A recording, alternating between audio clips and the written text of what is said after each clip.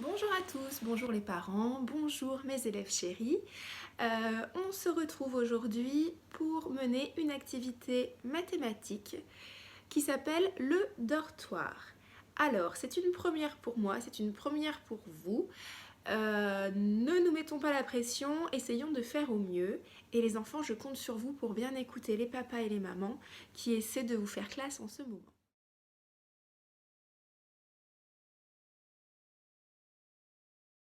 Le dortoir, c'est une activité mathématique qui a pour objectif de travailler les compléments à 10. Les compléments à 10, c'est l'association de deux nombres qui ensemble font 10, 1 et 9, 2 et 8, 3 et 7, etc.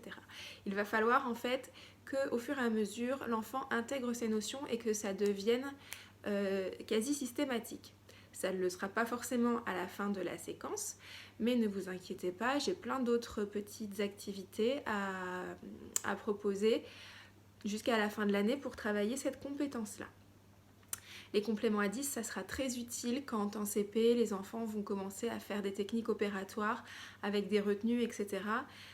Si les compléments à 10 sont déjà bien intégrés, ça va leur faciliter grandement la tâche. Alors, en termes de matériel, vous allez voir, il ne nous faut pas grand-chose. Il nous faut 2 feuilles à 4. Moi, j'ai pris 2 couleurs différentes pour faciliter la tâche. 10 petits personnages. Donc, vous pouvez prendre des Playmobil, des petites figurines qu'ont vos enfants. Ça doit représenter 10 enfants. Moi, je n'en avais pas. J'ai pris du bon vieux papier et j'ai dessiné 10 enfants. Il va vous falloir également des feutres et un couvercle, type couvercle de boîte à chaussures, qui peut recouvrir en entier une feuille. Sur l'une des feuilles, vous écrivez le dortoir, sur l'autre, la classe. Sur la fiche du dortoir, vous allez dessiner 10 petits rectangles comme ça. En fait, ils représentent tout simplement les lits des enfants. Voilà. Donc il faut dessiner 10 dortoirs. Dans la classe, on ne dessine rien.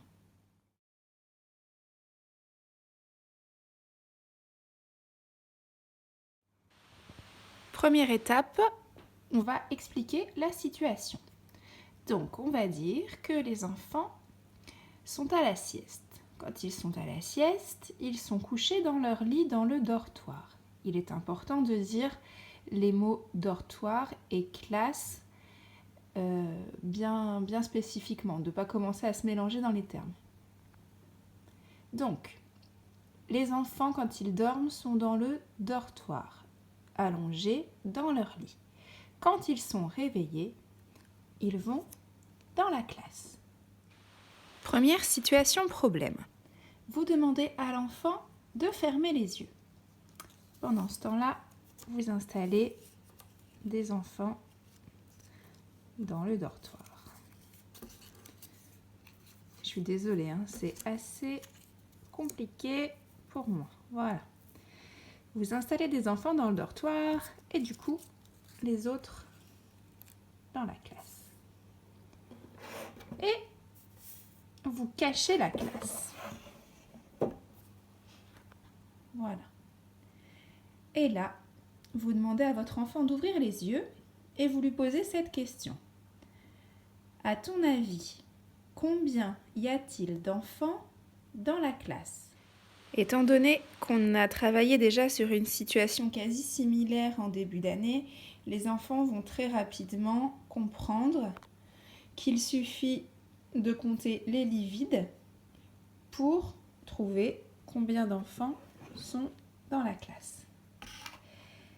Alors, là, il est important de bien verbaliser. Il y a 3 lits vides, donc je pense qu'il y a 3 enfants dans la classe. Voilà. L'important, c'est aussi de faire parler l'enfant là-dessus. Et n'hésitez pas à commencer à parler vraiment en numération et puis à utiliser les doigts si besoin. Une fois que cette première étape est réussie plusieurs fois, avec plein de nombres différents, nous pouvons passer à la deuxième étape. Lors de la deuxième étape, vous mettez des enfants dans la classe, d'autres enfants dans le dortoir, en ayant demandé avant à votre enfant de fermer les yeux. Vous cachez cette fois-ci non plus la classe, mais le dortoir. La situation problème prend tout son sens parce que là, on ne peut plus compter les lits vides.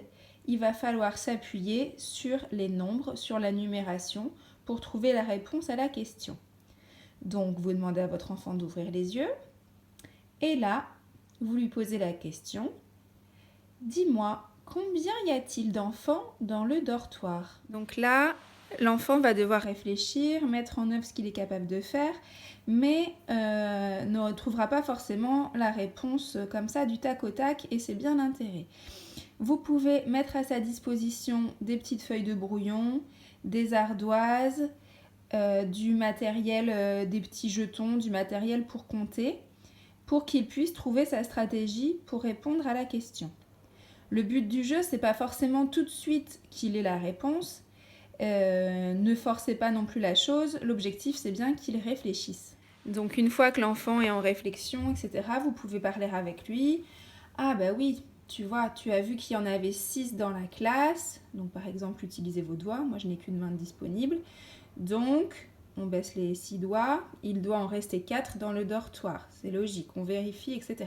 Et ça, on le fait plusieurs fois. On change le nombre, on ferme les yeux, on repose la même question. Il faut vraiment le faire plusieurs fois avec tous les nombres. Quand je dis plusieurs fois, c'est que l'on va reprendre en fait cette situation sur plusieurs jours. On ne va pas forcément le faire qu'une seule fois. On va le reprendre plusieurs fois, observer les stratégies de l'enfant, etc. Le but du jeu, c'est vraiment qu'à la fin, ça devienne quasi systématique. Et là, on va systématiser aussi les compléments à 10, ce que je vous disais, en disant « Ah bah oui, parce que tu as raison, il y en a 9 dans le dortoir, parce que 1 et 9, ça fait bien 10. » Donc on va systématiser les associations de nombres qui font 10, les compléments à 10. Voilà, l'explication est terminée. Si c'est encore un peu flou, n'hésitez pas à m'envoyer un mail, je vous rappellerai. Les enfants, je compte sur vous pour bien travailler, pour faciliter la tâche de papa et maman qui sont là pour vous en ce moment. Moi, je vais continuer à vous envoyer des petites vidéos si ça fonctionne. Et je vous souhaite beaucoup de courage, je pense très fort à vous et j'ai hâte de vous retrouver. À très bientôt.